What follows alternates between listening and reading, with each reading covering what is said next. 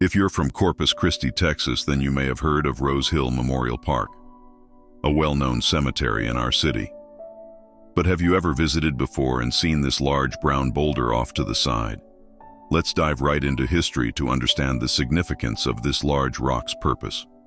It was many years ago, long before the harbor bridge was built, before the T-head stood in the marina area, before the construction of the seawall to protect our city. It was on September 14th, 1919. Corpus Christi endured one of the deadliest hurricanes to ever hit our city, on a Sunday that no Texan could ever forget. Locals made their way to taller, sturdier structures. At 1 p.m., the water was 18 inches deep at Chaparral Street. It was 5 feet deep before 2 p.m. By 3 p.m., the water reached a deadly 16 feet. North Beach was submerged. Nueces and Corpus Christi bays became one huge body of water.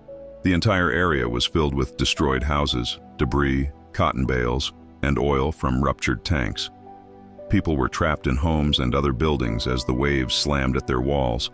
As the storm raged, families clung on to anything that can keep them afloat, a tragic image to witness throughout the night. As the next morning came, some locals exited their safe location to find a horrific scene. Their homes torn into pieces, their land completely destroyed, human remains discovered throughout the area.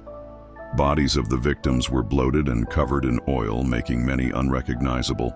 The official count was 284 identified victims, with an estimated 600 to 1,000 total, including the victims that were never found or unable to be named due to their body's condition. With the overwhelming number of remains, 30 separate graves were dug from Indian Point near Portland to a spot about 20 miles up Nueces Bay.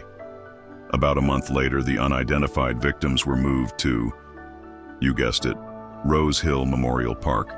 So to answer the question, this large boulder is the monument for all of the lives lost in the deadly 1919 hurricane, victims to a storm that our city can never forget.